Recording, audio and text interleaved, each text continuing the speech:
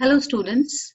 In the last session, we had seen how Nelson Mandela, in his autobiography, Long Walk to Freedom, had shared the inauguration day, where the second deputy president, the first deputy president, and he himself sworn in as the first black president of South Africa.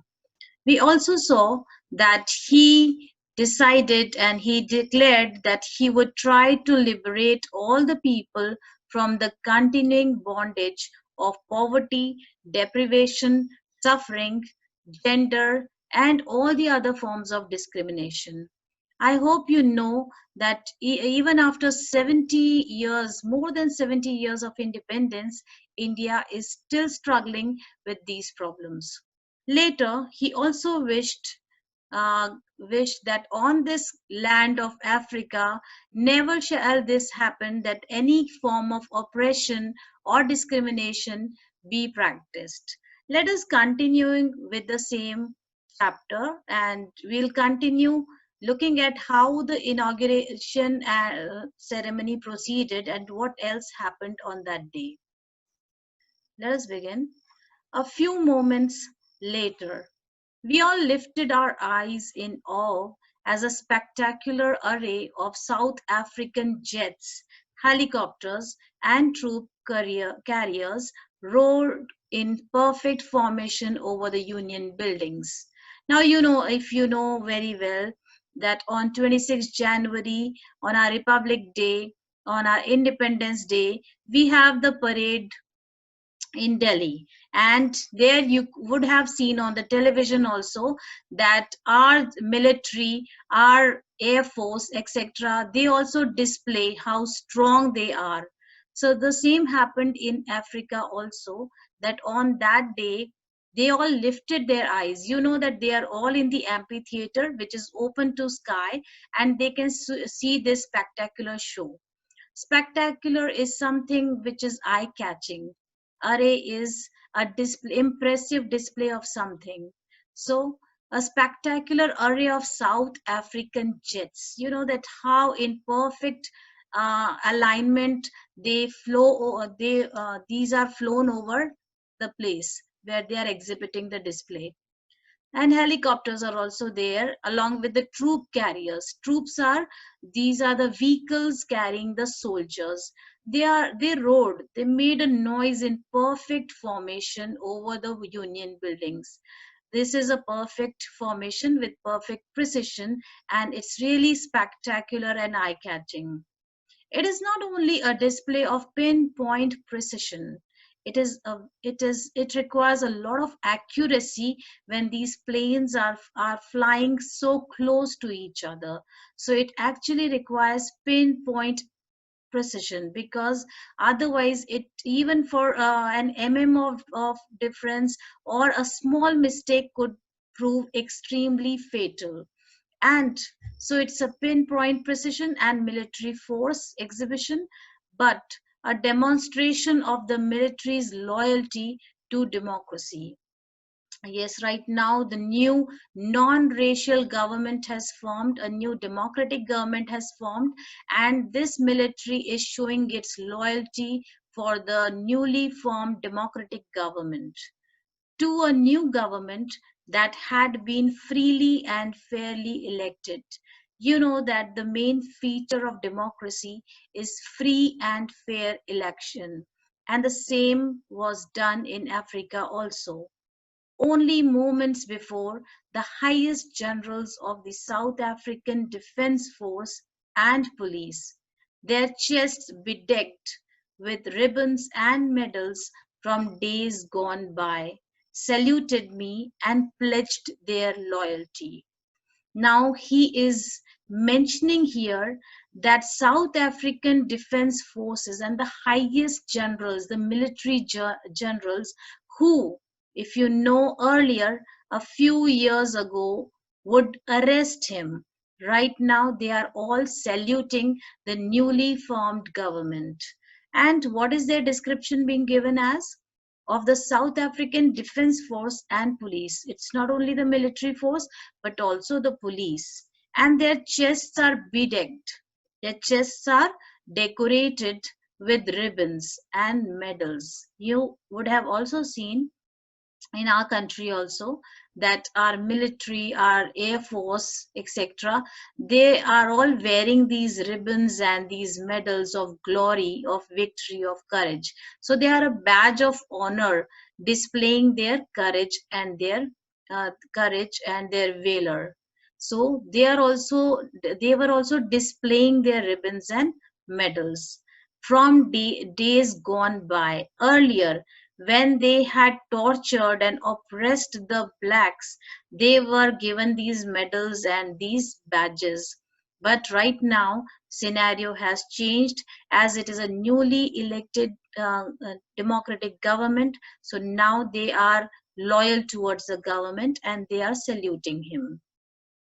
I was not unmindful. He's saying that I am very much conscious of the fact that not so many years before they would not have saluted but arrested me. It is right.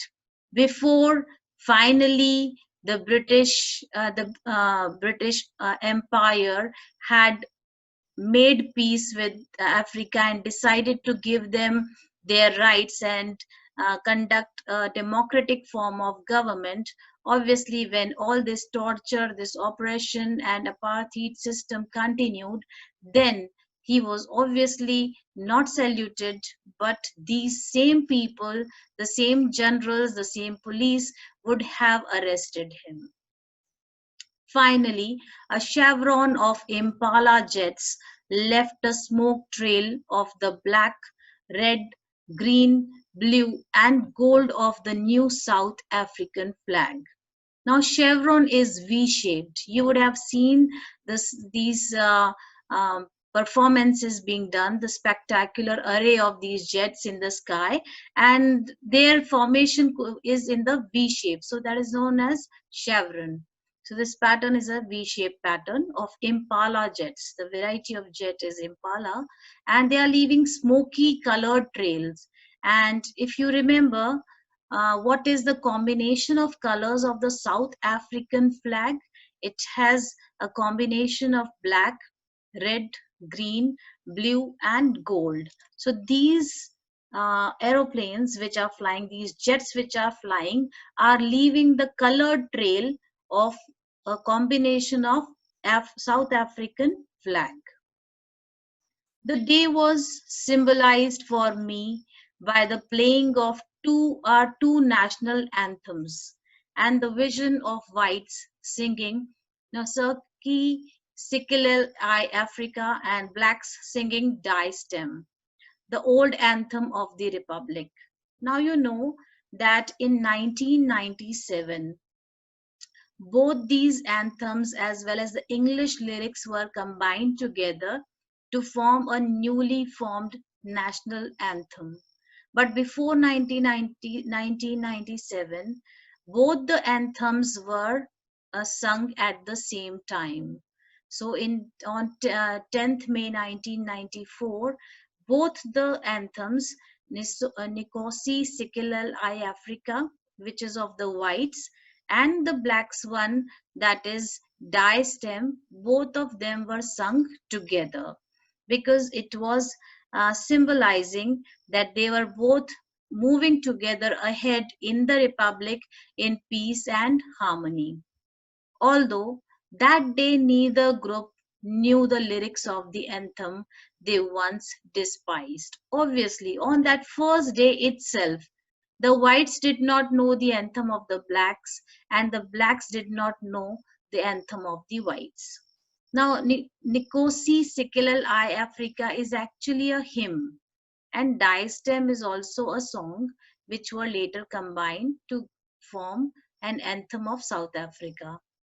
Now, earlier they used to hate each other's anthem, and today they are both singing this anthem, though they don't know each other's anthem, but they have the realization that they would soon know the words by heart because they will be living together in peace, in harmony, in brotherhood, in cooperation.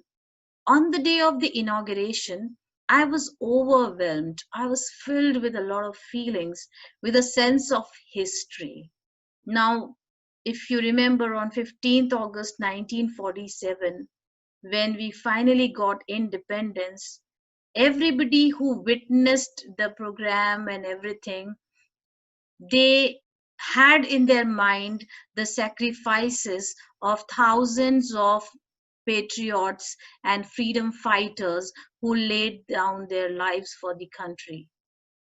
So here also, he is filled with a lot of respect for the other freedom fighters and patriots who had laid down their lives for against this discrimination, against this apartheid rule, against the torture, and against the oppression. I was overwhelmed with a sense of history. In the first decade of the 20th century, the first decade of the 20th century is beginning from 1901 to 1910, a few years after the bitter Anglo-Boer War. Now, this Anglo-Boer War ended. There were two Anglo-Boer wars. The first Anglo-Boer War, or Boer means farmer. So there was a war between the British and the Dutch. So what happened? There were two Anglo-Boer wars. The first Anglo-Boer War is also known as the First War for Independence, and the second Anglo-Boer War is called the Second War for Independence. As we also had the outbreak of the revolt of 1857, and then finally we got our freedom in 1947. So here also they have two Boer wars, and actually they were to get more and more rights. Boers were the Dutch people, and that in 1886, when they found that gold was found in South Africa, with the mining prospects, they both wanted to gain power in that area. There were two republics. The first is South African Republic, and the second is Orange Free Republic. So the British Empire fought against both these republics. So these are the Boers who fought against them, and finally the Boer lost the war.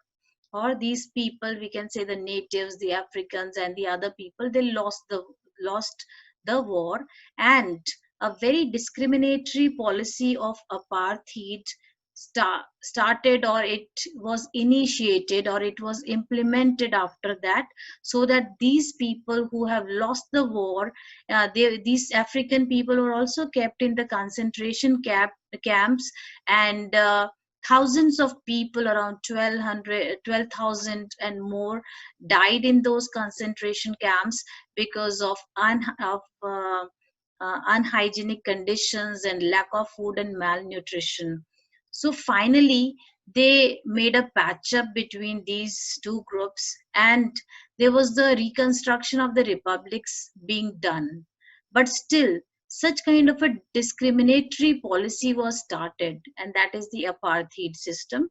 And finally, it began or ushered into a new era of discrimination, which could be the world's most inhumane uh, disaster or tragedy of the world. So Nelson Mandela is saying that in the first decade of the 20th century, a few years after the bitter Anglo-Boer War, after 1902, after a few years, and before my own birth, even Nelson Mandela was not born. The white skinned peoples of South Africa patched up their differences. These people, that means the British and the Boer, they patched up their differences and erected a system of racial domination. And these whites, or the British, started this system of racial domination against the dark skinned people of their own land. The structure they created formed the basis of one of the harshest, the most cruel, the most inhumane societies the world has ever known. And there they laid the foundation of apartheid system, the discrimination, the racial discrimination on the basis of the skin. Now, in the last decade of the 20th century, that was in the first decade of 20th century. Now I'm talking about the last decade of 20th century, that is from 1991 to 2000.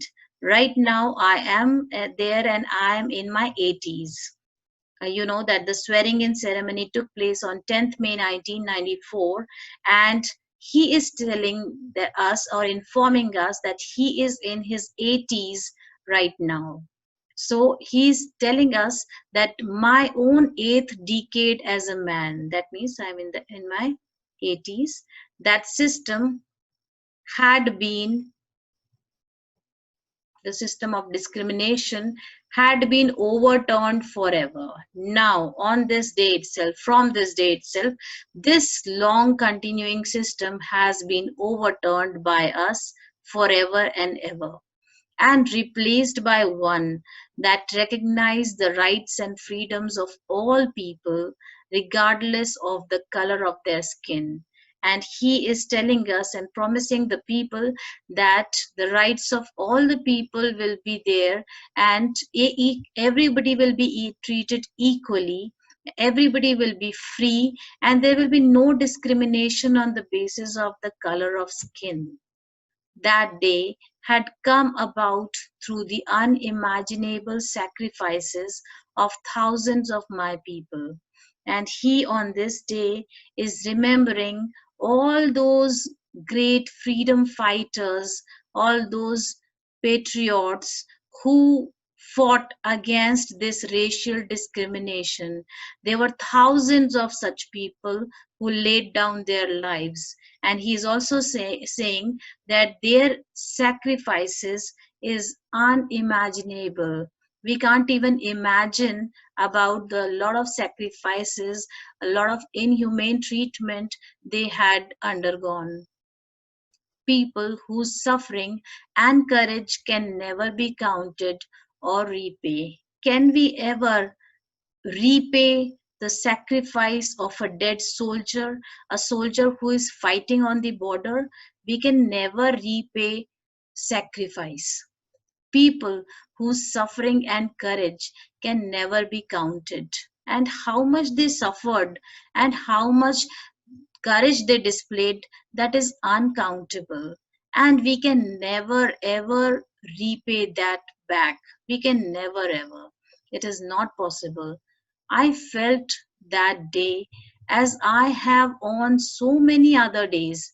He is saying that not only that day, but on many other days, he had a similar feeling that I was simply the sum of all those African patriots who had gone before me. And he is telling that he is giving a tribute, he is giving a compliment to all those African patriots who were born before him and who sacrificed, who worked, who tortured, who faced the torture, and who actually paved the path of uh, working against racial discrimination before Nelson Mandela. So he wants to thank them also, that without their paving the path and beginning this racial discrimination and working for it, um, going against it, would is very instrumental that he could become successful. It was not he alone and a few, but there were many, a whole line of these patriots who sacrificed their life, who suffered a lot, who displayed their courage, and that is the reason that this day could have been possible and they could be witnessing this day. So how can he forget the sacrifice of all these people? That I was simply the sum of all those African patriots who had gone before me. So he had taken up the ideologies of these African patriots who were born before him, and he carried on the baton forward. That long and noble line. Now, this is a very long line. There are many thousands of such patriots who had worked, who had suffered, who had displayed courage, and who faced the atrocities before him. And this noble line ended with me.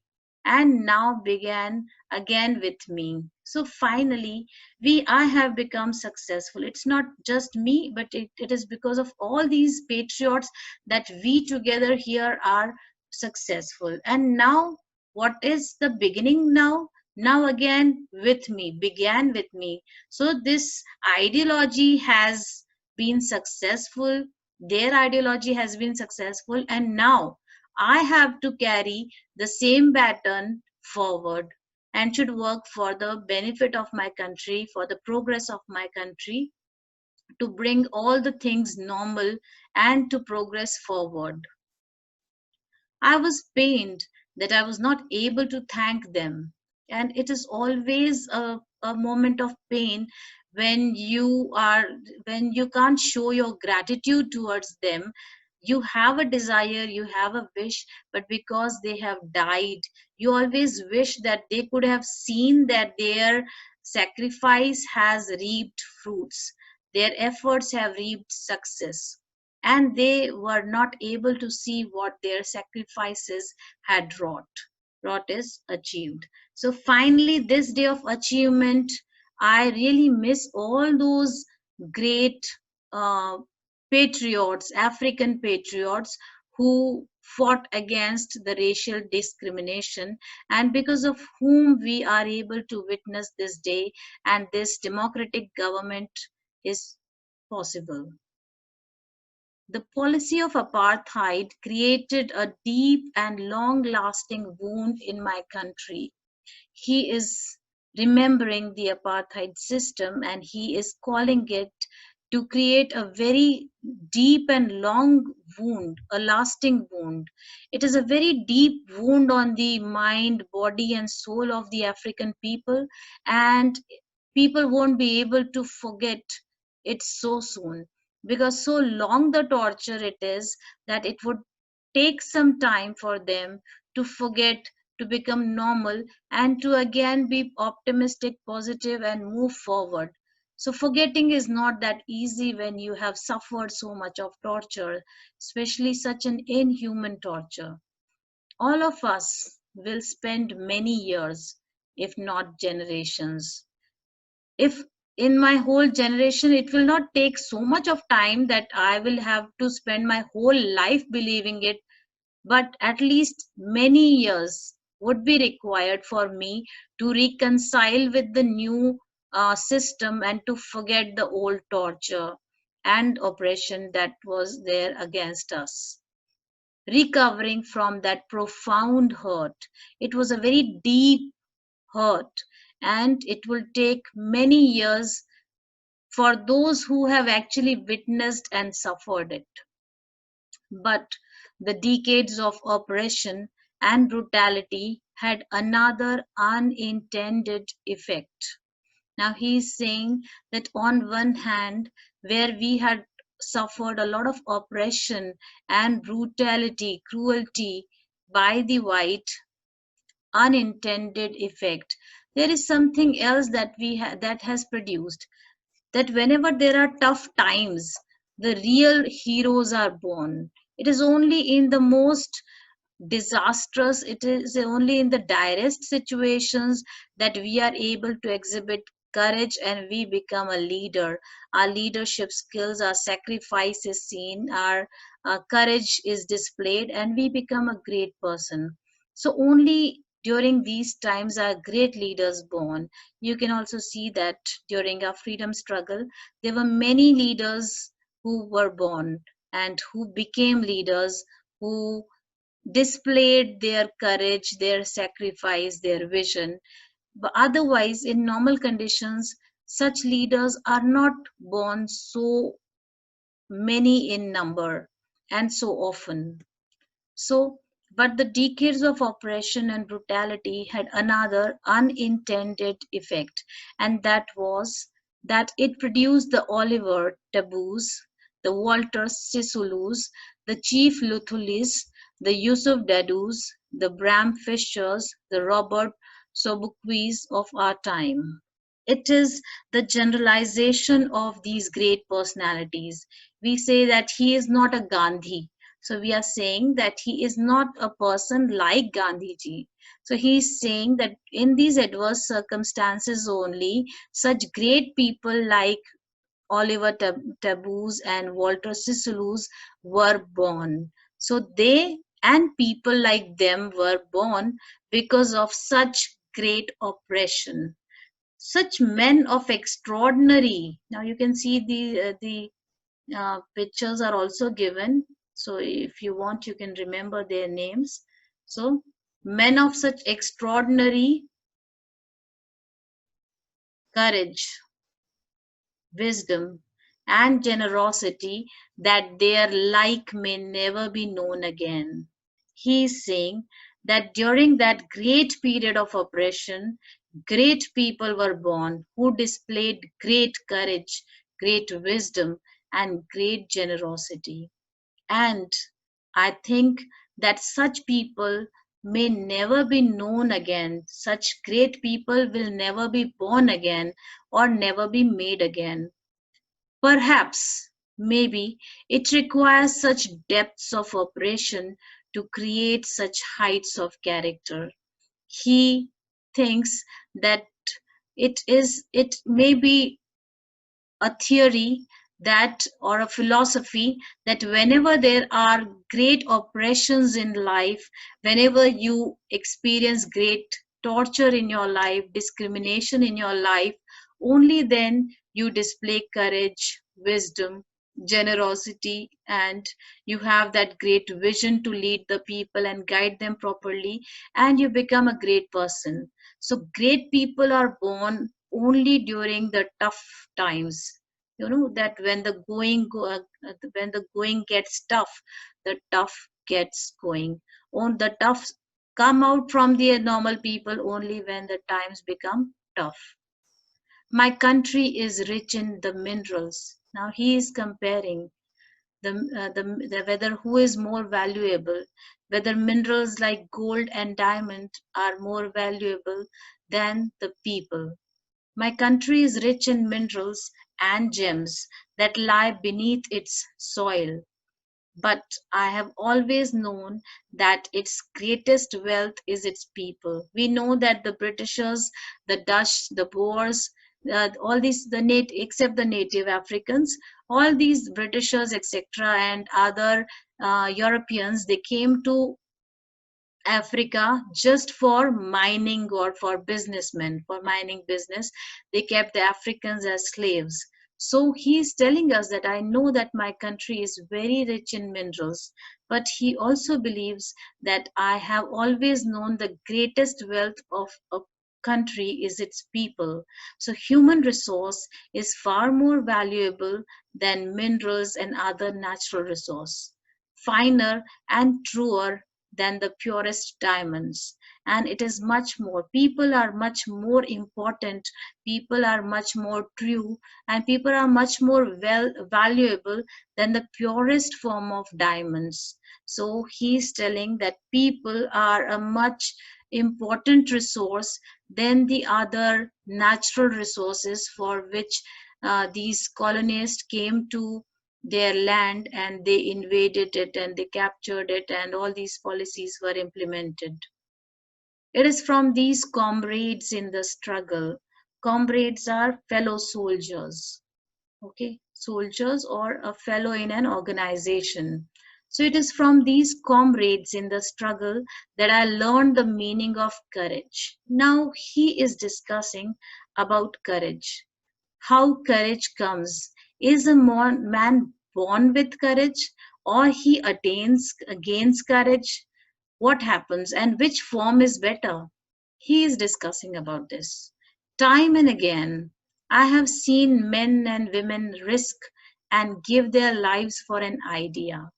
So we have seen that people fight for an idea. It can be your freedom, it can be your empowerment, it can be any other thing. It could be your racial against your racial discrimination or your progress. Anything could be the idea for which men and women fight for. So whenever they are struggling for an idea, they require and they display courage. I have seen men stand up to attacks and torture without breaking. Some people are so strong that they don't break even after they are brutally attacked, continuously attacked, and tortured, showing a strength and resilience. Resilience is a quality to come back to the normal position, the ability to deal with any kind of hardship and recover from its effects. Resilience is very important when you are struggling and when you are opposing, you are standing for a reason. Resilience is very important. You have to pick those broken pieces of your soul together and stand up again and fight back. So, I have seen men stand up to attacks and torture without breaking, showing a strength and resilience that defies the imagination. You can't even imagine how strong they are for when they are fighting for an idea. They display a lot of resilience. They stand up again and recover from all the attacks, from all the hardships, from all the brutality that is exercised on them. If you know that our freedom fighters were also sent to Kala Pani, and their how inhumane, in a very inhumane way they were tortured. They were living in such a small cell where their body posture could not be kept erect. The rags or the gunny bags were sewed to their skin. So it could be to the extent we can't even imagine. So that is why it is written that defies the imagination. The most weird kind of, the most distorted people imagine and exercise such form of torture, and these strong people actually bear it, and they are resilient enough to come back again and stand for that idea. I learned that courage was not the absence of fear, but the triumph over it. He's saying that it is not courage that you are not born with, you are born a brave man. You are not a coward. We are all born with some or the other kind of fear. But to overcome our fear is courage. So we have to be strong enough, we have to be bold enough, we have to accept that fear and then try to overcome that fear, and that is real courage. Was not the absence of fear but the triumph of it. Was is Courage is winning over the fear. The brave man is not he who does not feel afraid, but he who conquers that fear. So, who is a brave man? Who is not afraid? He may not be afraid. He is not worried about that thing. That is okay. He is born like that. But further, more courageous is the man who has the fear, but he overcomes that fear. The fear of greatest degree of death is overcome by him, and that person is known as the most courageous person. No one is born hating another person. Now, in this paragraph, what has been displayed that essential human goodness is always there in a man. In a man, some basic goodness is always there, even if he is an oppressor, even if he is a dominant person. But essential, he is very bad, he's a villain, he's a dictator, or the most worst person. But the essential human goodness is always retained in a person, only that he should realize this and bring it to the fore. So here we see it's a very positive idea, it's a very nice ideology, believing that humans are always good in nature. Hatred is taught. As we know that we have many terrorists whose mind has been polluted. But so they are taught, they are trained to hate. And that is why they hate us. But That doesn't mean that somewhere the goodness is, it may be shadowed, it is not reflected, but the goodness is always and always there in a human being. It only requires realization with proper counseling. It could be counseling or proper persuasion or through any other technique, but essential goodness is always there. So even Nelson Mandela is saying that these whites also retain the goodness, the essential human goodness. And so he is very positive about that, that as they used to hate us, now they will love us, and we will all live in perfect peace and harmony. Now I'll stop here. We will do this paragraph in the next session. Please revise it nicely. If you revise it properly, I think that it would help you out in understanding it better. Thank you.